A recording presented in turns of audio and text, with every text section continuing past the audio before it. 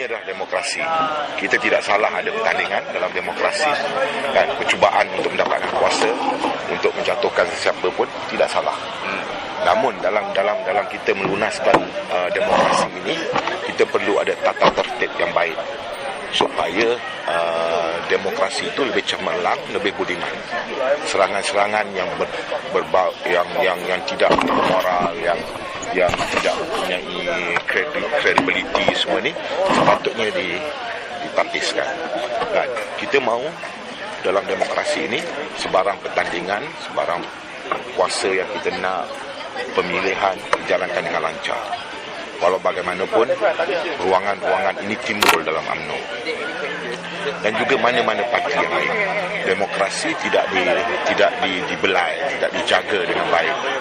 Oleh kerana itu, banyak unsur-unsur lain digunakan untuk menjatuhkan kepimpinan, untuk memenangi pertandingan dan sebagainya. Isu Zahid sebenarnya bermula lagi awal lagi. Ini bukan kerana bukan satu isu yang isolated, tetapi dalam keadaan seseorang pemimpin itu meningkat populariti dia, meningkat nama dia, maka ramai yang akan cuba untuk menyainginya. Kaedah saingan inilah yang merisaukan kita. Kaedah yang digunakan untuk menjentik moral orang, menimbulkan fitnah, andaian-andaian, cerita separuh benar, manipulasi cerita. Ini yang menyebabkan demokrasi itu menjadi tempat.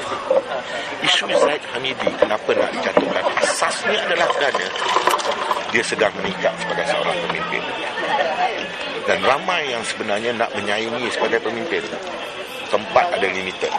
Katalah kita ada 3 naib presiden, maka mereka berlumba-lumba untuk mendapatkan tempat itu. Dalam perlumbaan inilah maka ada kalanya pemimpin-pemimpin mahu menggunakan kaedah-kaedah yang tidak betul.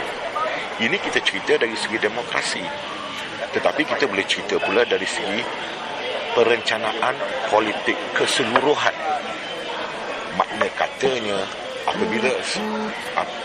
apabila politik itu mahu direncana oleh seseorang, mahu ditentukan orang ini yang akan naik menggantikan orang ini yang sepatutnya turun, dan perencanaan inilah yang menyebabkan kita tidak sudah bertanding walaupun pertandingan itu lama lagi. Zaid Hamidi terikat dalam kepompong ini. Beliau dilihat sebagai seorang pemimpin yang akan naik. Tempat dia dicabar. Itu daripada satu sudut. Dan daripada satu sudut lain ialah ada kepimpinan lain yang mahu merencana politik, mahu orang tertentu menggantikan tempat itu, mahu jalinan kuasa itu dipegang oleh mereka sendiri. Ini menyebabkan Zahid Hamidi menjadi fokus dalam politik semasa. Kalau kita fikir, kalau kita nak flashback, kan, Zahid Hamidi diserang pada awal lagi, sebelum tak salah saya 2010, apabila timbul isu pemukulan anak muda Amir Bazri. Isu pukul anak muda adalah isu mahkamah. Dia diselesaikan, dia dibawa ke mahkamah dan polis menyiasat dan sebagainya. Tetapi sumber dalaman UMNO mengambil langkah yang lebih agresif, memanggil Amir Bazri, melakukan video dan membuat kehukuman dari segi penonton video tersebut. Mereka mahu menghukum Zaid Hamidi di luar kapasiti perundangan. Video ini disebarkan secara tidak meluas mula-mula. Dan apabila video ini gagal untuk menghalang kemarahan Zaid Hamidi dalam politik, baru-baru ini pada pemilihan yang baru lepas, video ini dikumpul semula untuk menunjukkan bahawa Zaid Hamidi bukanlah orang yang bertanggungjawab, bukanlah orang yang sesuai untuk memimpin UMNO. Di samping video ini, maka perencanaan menyeluruh dibuat.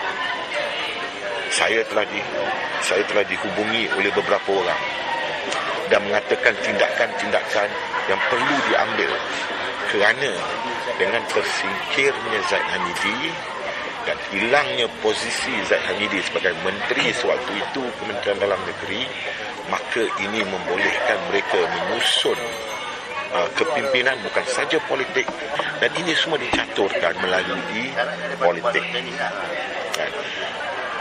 Dari situ mereka merasakan bahawa Zaid Hamidi adalah penghalang perencanaan mereka dalam police force. Di samping itu juga ada pula satu kumpulan sama juga mengatakan bahawa perencanaan untuk menjatuhkan Zaid Hamidi dalam politik adalah untuk memberi laluan kepada seorang pemimpin lain supaya dia boleh naik tinggi dan kemungkinan sampai ke tahap timbalan presiden. Mereka mahu membuka jalan untuk pemimpin baru. Dan dalam mereka membuka jalan, Zaid Hamidi adalah obstacle yang paling besar. Bermakna beliau popular di kalangan ahli-ahli UMNO. Jadi beliau mendapat undi terbanyak di Sembi. Ini adalah penghalang-penghalang untuk orang lain naik. Ini adalah apa yang kita panggilkan susul galur kuasa yang mahu dibuatkan, baik daripada orang atas ataupun baik daripada orang bawah. Semasa menghadiri pertemuan tersebut, beberapa gerak kerja pun dirangka, iaitu menghubungi pembangkang untuk mendapatkan material-material yang boleh digunakan untuk menentang Zaid Hamidi. Di samping itu, video-video YouTube yang tidak mempunyai asas, cuma mempunyai speculation saja, yang mempunyai narration yang mengatakan Zaid Hamidi rosak dari segi moral, dari segi agama, dari segi keluarga. Semua ni di plan untuk dikeluarkan. Dalam masa perbincangan itu, kita ada funder yang akan melakukan funding untuk seluruh program. Arahan dikatakan timbul daripada pihak atasan. Ini adalah komplot pencaturan kuasa yang mahu dibuat. Jadi kita lihat Zaid Hamidi terperangkap dalam komplot pengaturan kuasa politik dan juga politik dalam. Ini menyebabkan serangan terhadap Zaid Hamidi nampak besar, konklusif. Apa yang berlaku ialah dalam mereka nak menentukan kuasa ni, dalam mereka nak menentukan Zaid jatuh semasa pemilihan, senario baru politik timbul. Dalam senario baru politik timbul ialah dengan menjatuhkan Zaid Hamidi, orang yang dirasakan boleh mengambil alih kedudukan itu dirasa tercabar kerana ada individu dan kepimpinan lain yang memberi cabaran hebat kepada jawatan 3 nak presiden. Dan apabila ini dilihat, maka hubungan kumpulan yang nak menjatuhkan Zaid Hamidi berjumpa di Bangsa. Dalam perjumpaan itu, ada mereka yang bertaraf dalam kerajaan, ada mereka dalam jabatan-jabatan tertentu, dan juga funder-funder dia berhimpun. Mereka menceritakan tentang arahan untuk memberhentikan sementara tindakan untuk menjatuhkan Zaid Hamidi sehingga selesai pemilihan kali ini. Kerana dikatakan bahawa kalau jatuh Zaid Hamidi, ruang yang terbuka itu bukan untuk individu yang mereka set tu naik, tetapi individu lain yang akan mendapat benefit daripada situ.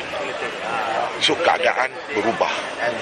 Pada hari itu ketetapan dibuat untuk memberhentikan terlebih dahulu.